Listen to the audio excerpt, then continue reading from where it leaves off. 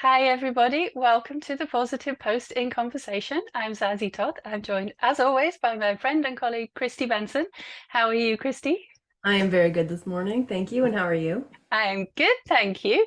And I thought today we could talk about issues to do with grooming cats because recently we had an episode with Jane Wolfe of Good Wolf Dog Training, all about grooming dogs and also about how to teach a dog to use a scratch board to do their nails, because she has this free course available on your platform for people who want to Exactly. teach their dog to use a scratch board to do their nails.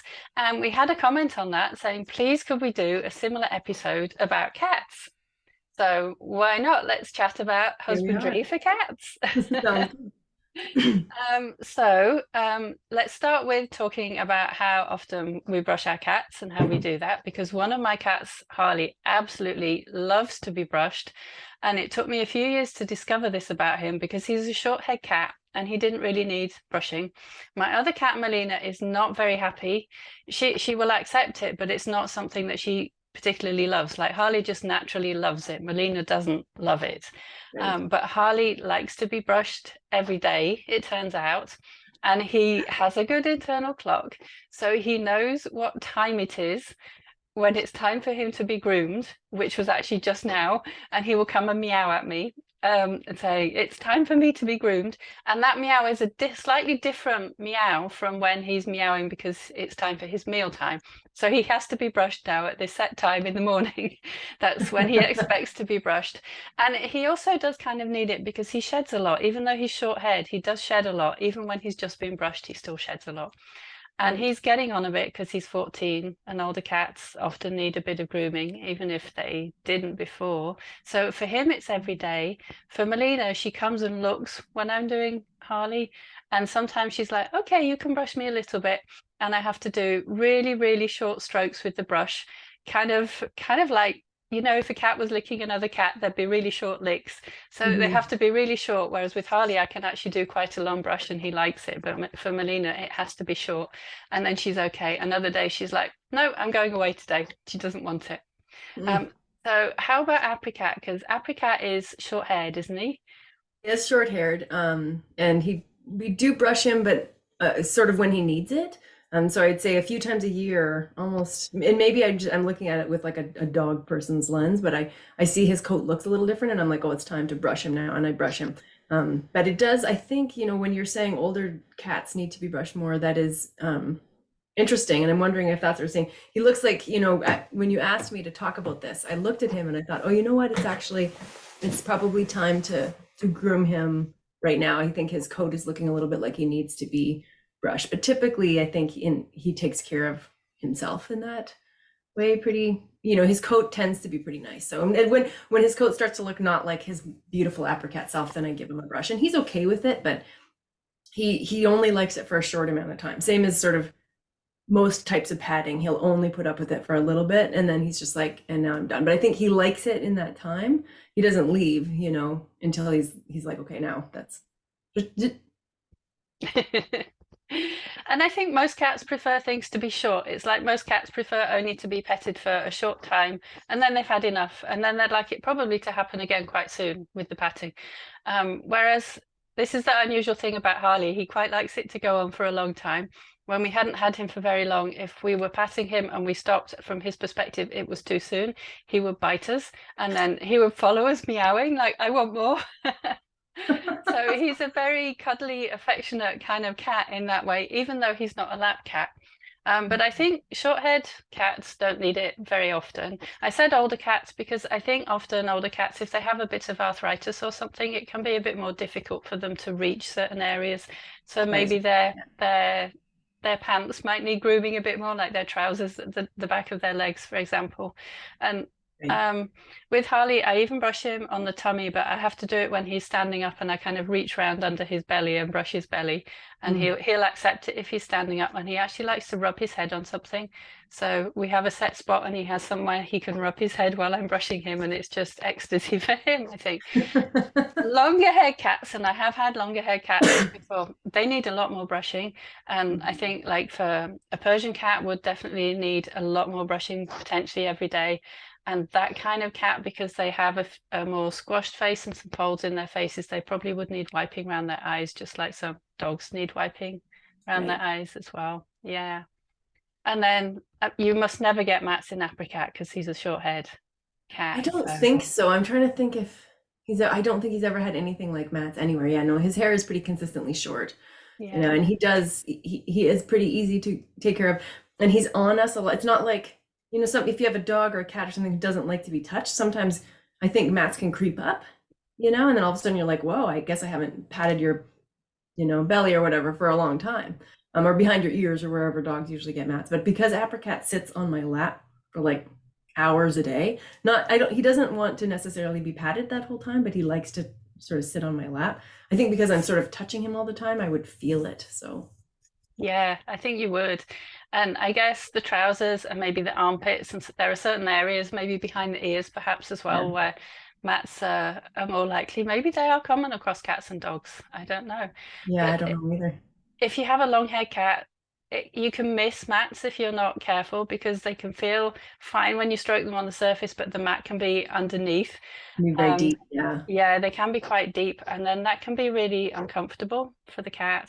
So one thing you can do about that is actually just to kind of tease the hairs apart. It takes a while and you need a patient cat, but you can just kind of tease the mat apart, and that's often better than trying to cut it, because if you cut it, you're risking cutting the cat accidentally, and that's yeah, not good. And of course, if it's bad, then you need to ask your vet to help out. right. And yeah, you can take them to the vet and have them shaved if necessary at the vet, and then you get a clean slate to start again. But really, it's something it's best to do and to start doing when you've got them when they're young. It's much easier. But like dogs, you can teach them at any age, and And that I think applies. Sorry, go on. was gonna say, if you take them to the same as a dog, sometimes people will come up to me and say, "Oh, I saw that you have like Jane's grooming course." I have a dog with that hates to be touched and has matting, and I often recommend talk to your vet and let's see if we can do a groom where the dog is receiving sort of medical assistance. Get it all groomed, and that gives you, like you said, a blank slate to start practicing, so that you can start without having to be like that stress of being like, oh my god, my pet has a mat and it's uncomfortable for them and I need to like work on it. You can just be like, here's a fresh start for me and my cat or my dog. I can start working, I can start doing counter conditioning and get the animal really comfortable being groomed, which I think is it's a nice gift for you and your animal.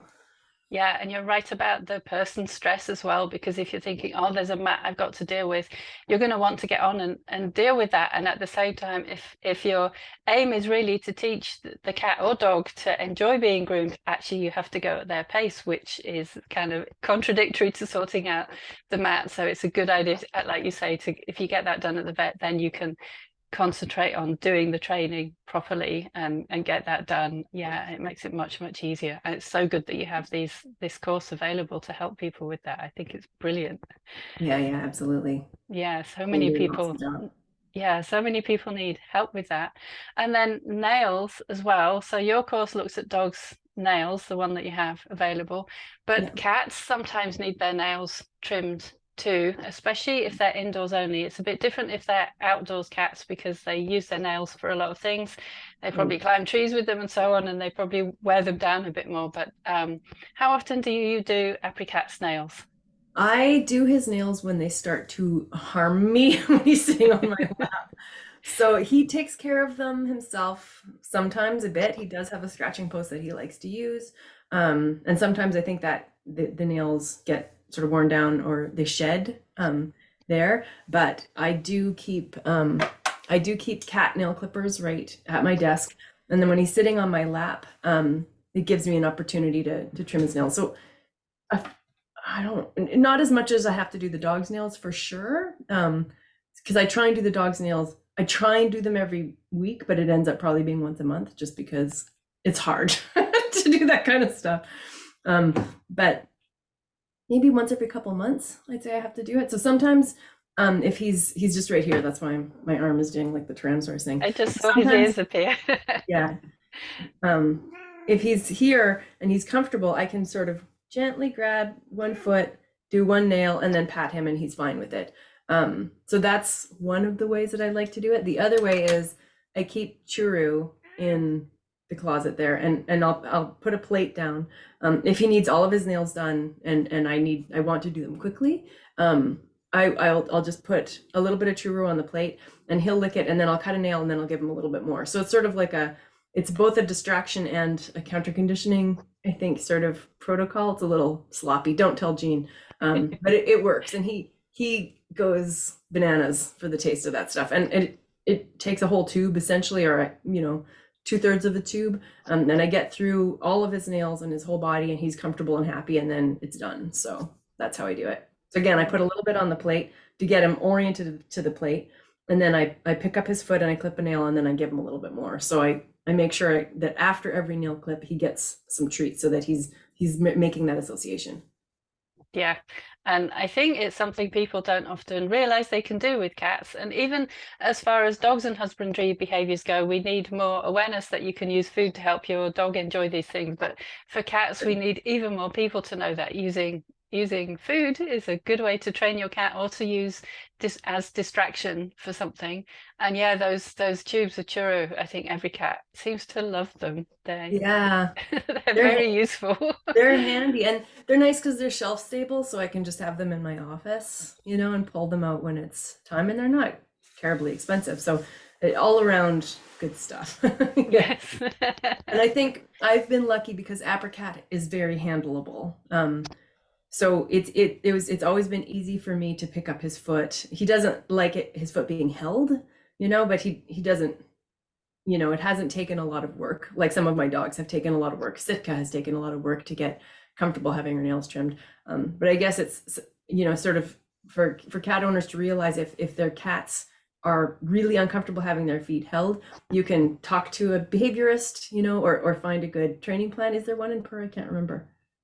Not for nails. The two No. training plans in Purr are one for a trach of Sit Pretty, and the other one is teaching your cat to go in the carrier. And I only had space for two training plans, but it Right. tells you a lot about how to train your cat. So it gives you all of Right. the general principles that people can use. So Yeah. So I mean, you could come up with a training plan, or work with a cat behaviorist on a training plan where, so instead of going right to grabbing and holding their foot and kind of like wrestling them to hold their foot and then cut their nail, you start with something really, simple and that the cat's already comfortable with, maybe like a firm touch to their shoulder or something, and then you give them some of the churu, and over time, when your cat is demonstrating that they're comfortable and anticipating the treats, you move into this like greater and greater sort of closer and closer to the actual nail clip. But in the end, then you end up clipping their nails, and it's all beautiful and angels sing and yeah.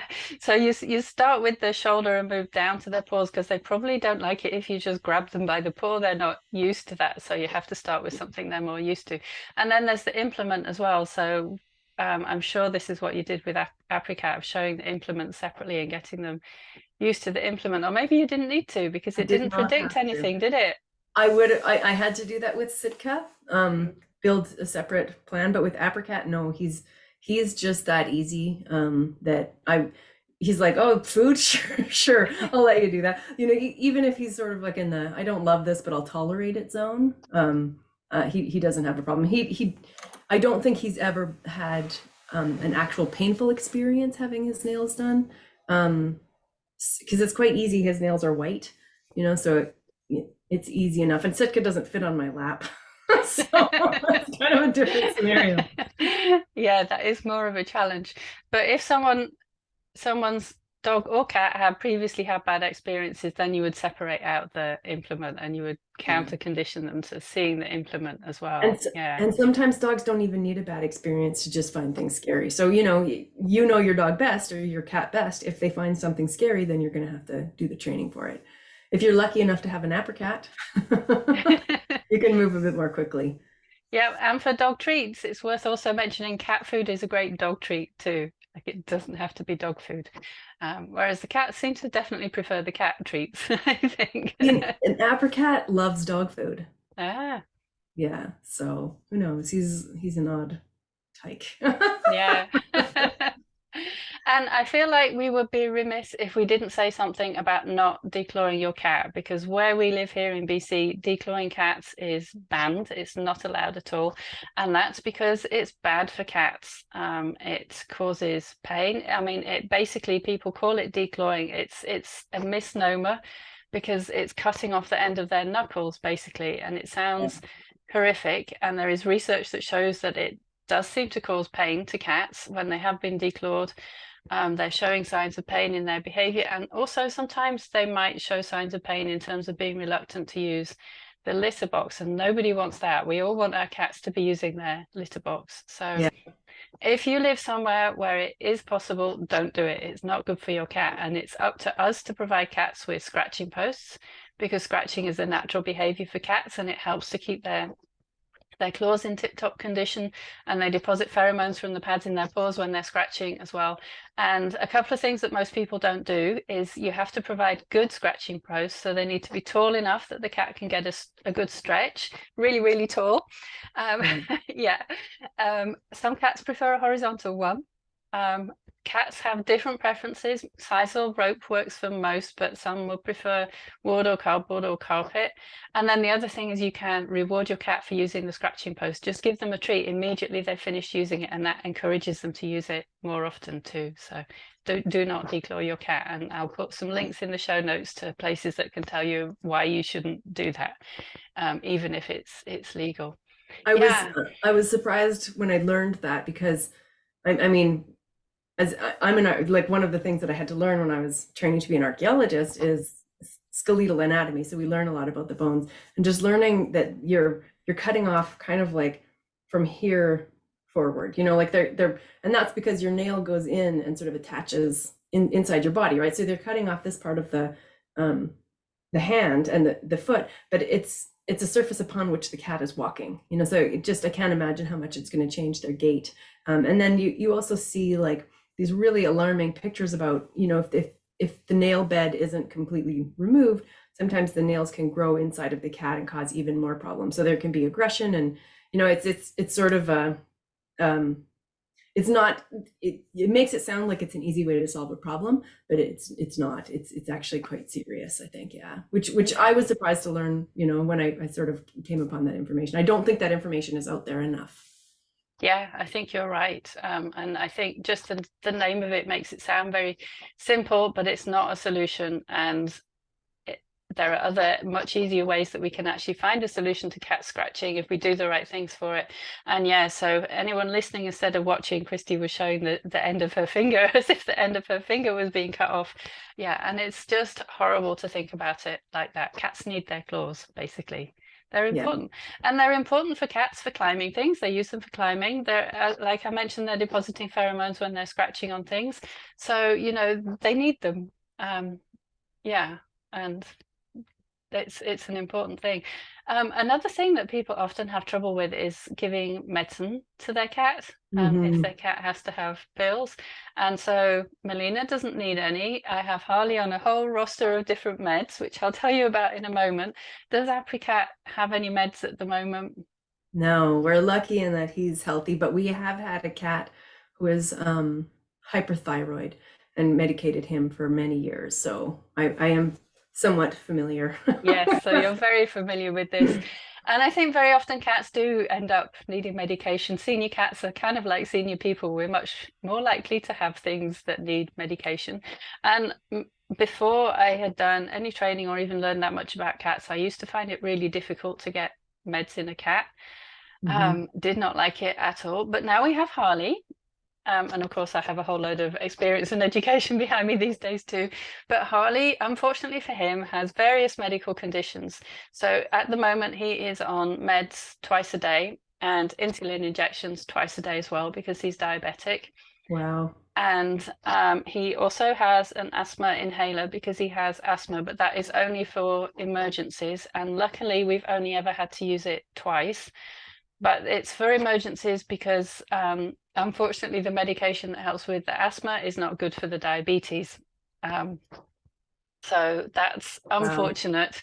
So that's quite a bit to manage. And last autumn, when Harley suddenly became very ill, and it turned out he had an infection and he had congestive heart failure, and he had to go to the emergency vet, and he had to see our vet a lot of times. And our vet was absolutely wonderful. And he even gave us, when we had to go to the emergency vet, he even gave us his only oxygen cylinder so that we could have Harley on oxygen for the, like, it was about a 45-minute ride to the emergency vet. So we took the oxygen with us, and my husband drove and I sat in the back of the car with the oxygen for Harley to help him, because he was so ill at that point. And luckily now he's doing fine. But he came home from that and on various meds, obviously.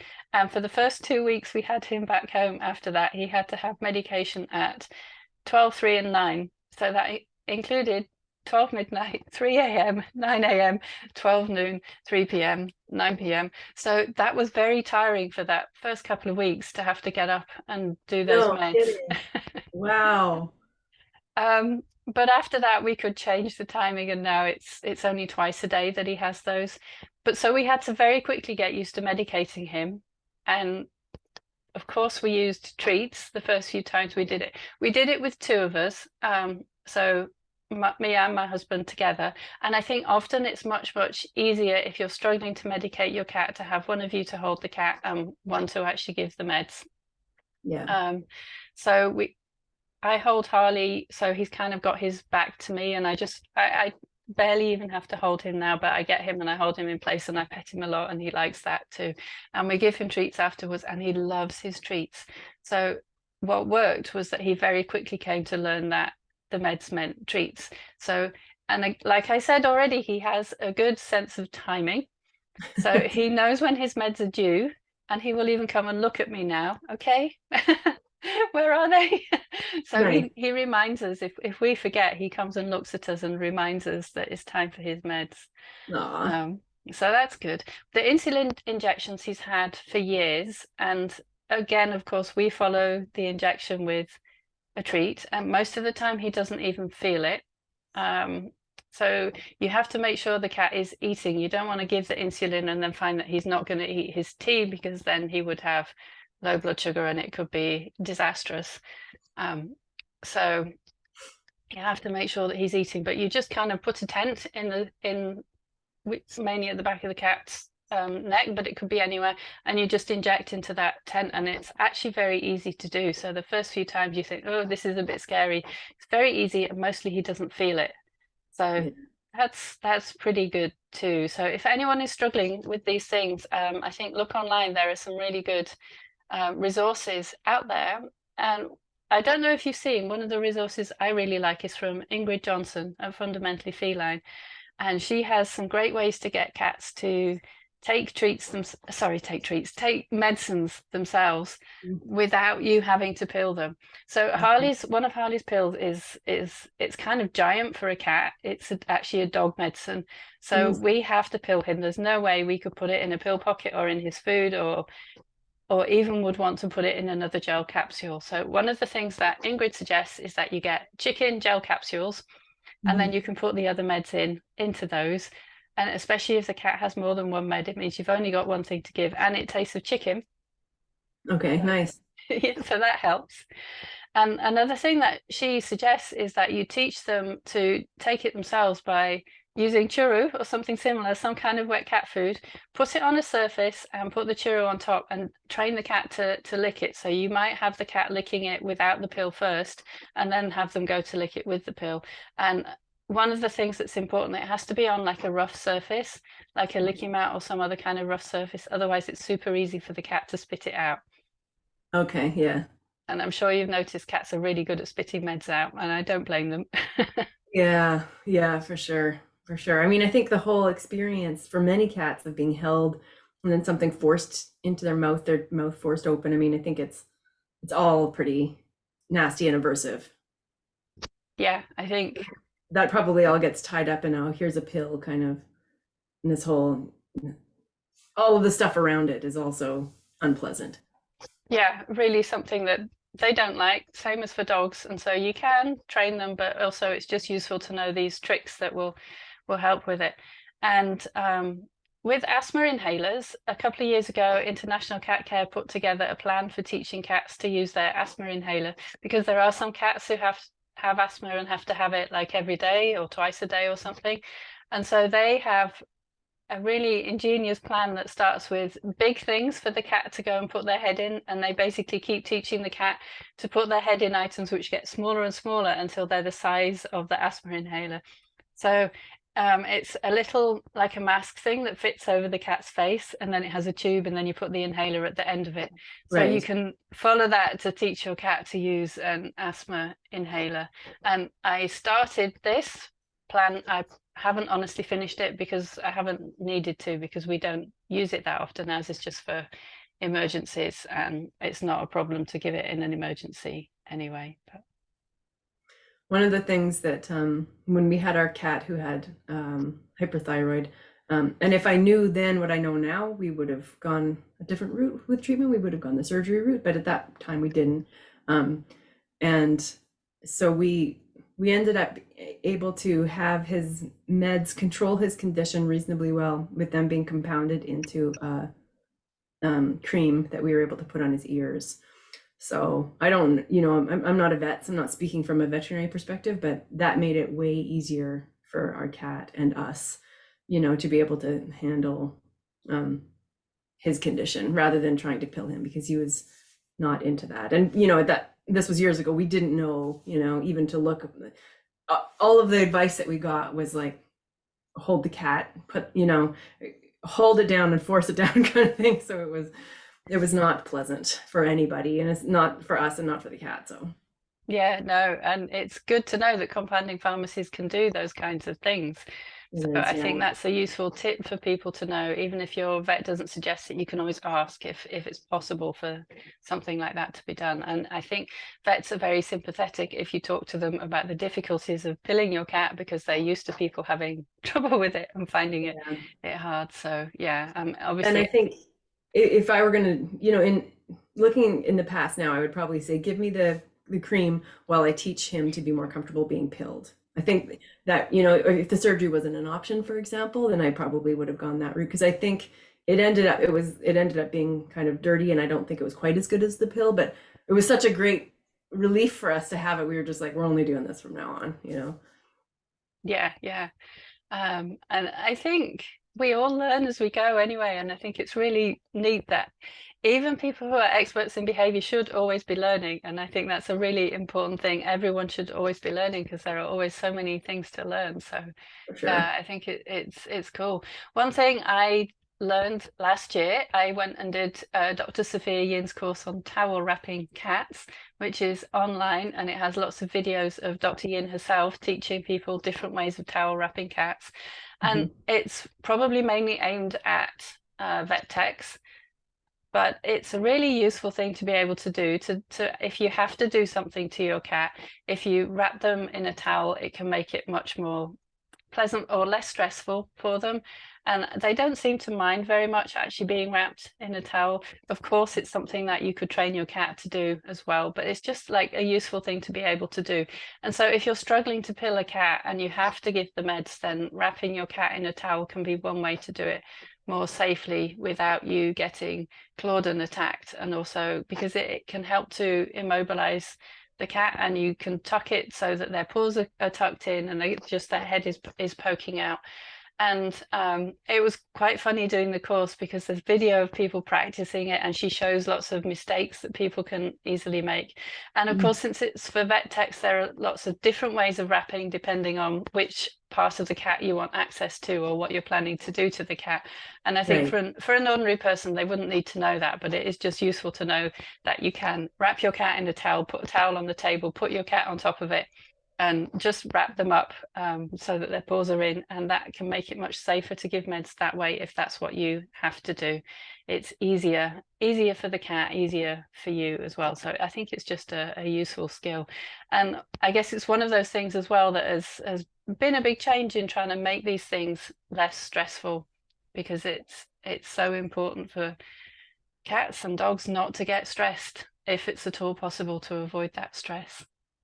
And it seems to me like medication providers should also be part of the answer here. Like why isn't there like churu flavored medicine? It seems like you know, we're doing all the work, and it would be nice if there's quite a few pills that you can get for dogs now that I think that are flavored to be like treats, that dogs eat like treats. So it seems like this should be something that, you know, hopefully in the future there will be more availability of stuff where we, you know, people don't have to do work. Because I think quite a few people just don't do the work and don't medicate, which causes a lot of suffering in guardian sort of animal relationships. So maybe, maybe if Yeah. anyone's listening, Yeah. time is nigh. Sometimes if you yourself put a pill in food, if it's a pill that you're allowed to give at the same time as food, even if you mix it up in a bit of food, they can still taste it's there. And a cat is quite fussy often. They're not necessarily going to actually eat it. So, I mean, this is where the idea of putting pills in a chicken flavored pill capsule can help. And you do Yeah. get pill pockets as well for cats that you can put pills in, but I don't find them as helpful for cats as for dogs, Right. for some Yeah. reason. They're like little pill detectives. Yes. Yeah. And you can't get them, you know, with dogs, you can often get them excited. They'll be like, "Oh, is it training time or is it treat time?" And you know, give them a couple without and then one with and then a couple more without, and they're fooled, right? They're like, "Woohoo!" Yeah. But cats are much more like, "No." You know? Yeah. They do that like smell thing before they dive into their food. Yeah, and if they're sniffing it, you know that they've already detected there's something they don't like there, because if they liked it, they would be right there eating it. Yeah, so it can be challenging, and we've mentioned a number of useful resources, and I'll put those in the show notes for people to go to. And neither of us are vets, so we're just talking about our experience and from more of a behavior perspective, but it's so helpful when you know how to do these things. And thank you to the person who suggested that we talk about this topic. And Yes, very much. yeah, so we're very open to ideas. If you have suggestions and want to tell us what you would like to see in future episodes, just send me an email or leave a comment, and we will bear it in mind for the future. So I think we're ready now to move on to the books section. And I have some good news, because my book, Purr, The Science of Making Your Cat Happy, is out now in paperback. Yay, congratulations. Thank you. So that's very exciting. And it's nice that the hardback has been well received. So the paperback makes it more accessible, because it's a better price for people. Some people prefer the paperback. Of course, it's still also available in ebook and audiobook version too. So that's good. And what are you reading at the moment? Okay, so I am partway through a book. It's like a rom-com. It's not like the usual type of book that I read, but it's called Red, White, and Royal Blue by Casey McQuiston, I think would be how you pronounce the last name. So it's like two young men who fall in love, and one of them is like the president's son, and one of them is like a prince in a member of the British royal family.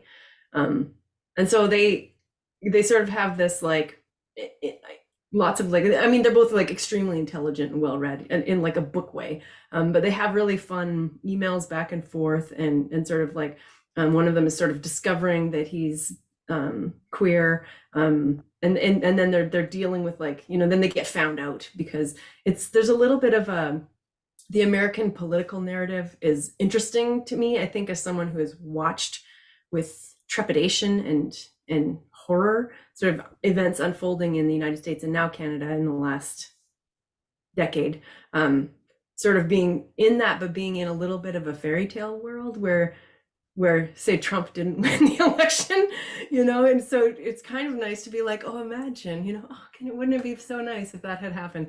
So living in a bit of a fairy tale world, but then also like the fallout of having a prominent royal be queer and sort of get discovered by, you know, like evildoers on the, I probably am giving away too much, but anyway, it's an interesting sort of look at American politics and then the British royalty, which doesn't interest me at all, but for some reason when it comes to a queer love story, I'm like, I'm in. so I'm on that train right now. That's what I'm doing. That sounds like quite a unique perspective on it, and like it would bring a lot of tension in terms of the president's son and his royal prince, so from different countries too. So, yeah. Like it almost sounds like it couldn't possibly be anything but remarkably dumb, but I like it. I'm totally enjoying it. So there you go. Good, good. That sounds excellent. Good. So I am reading Unbroken by Angela Sterritt. So the full title is Unbroken: My Fight for Survival, Hope and Justice for Indigenous Women and Girls. And it's just been published. And so it's partly about Angela Sterritt's own life story of growing up as part white, part Indigenous, and things that she's been through as part of her own life, but also looking at the murdered and missing Indigenous women. And she went to speak to families of people, and obviously she spoke to police and so on, but lots of people have shared their stories with her. So I feel like it's a really important book, and it's telling a really important story that needs to be told because not enough Canadians know all about it. At the same time, of course, because it's about murdered and missing Indigenous women, it's harrowing at times, and some of her own experiences have been quite violent as well. So it's hard to read in places, but she says something at the beginning which I think sums it up quite well, and in a way the title does too, Unbroken. So there's also strength and hope and resilience in there. And near the beginning she says that although she's gone and spoken to people about these murdered and missing women, she wants to show that they're not just murdered and missing. She wants to show something about who they were and the fact that they are loved and memorialized by their families as well. So there's a lot of strength in the book too. And it's fierce, and it is hard to read in parts, but it's also a really courageous and important book, and it's very well written, and the way that she weaves all the different stories together is very well done too. And just at the beginning of the book she even has a list. It's actually a very long list, but I'll just show you the first page. In memoriam, she has a list of the names of murdered and missing women, especially a separate section for people who went missing on the Highway of Tears up north. So it's a very thoroughly researched book, but it's gone straight to onto the Canadian bestsellers charts, and I think that's very well deserved. So yeah, it's a good read, albeit sometimes a difficult one. So yeah, I can imagine. I actually live on the Highway of Tears, so it's something that you sort of get a lot of reminders of it. There's signs up. There's a lot of people have red dresses sort of up on signs and on fence posts and gates and stuff, sort of as a reminder. And then there's like warnings, please, like, girls don't hitchhike and stuff. So it's definitely something that I think Canadians need to do more learning about, for sure. Yeah, I think so. So we're at the end of this episode. Thank you to everyone for listening or watching. If you've enjoyed this, please hit the like button, and please also subscribe to make sure that you never miss future episodes, and we will see you next time. Bye. Thank you, Zazie.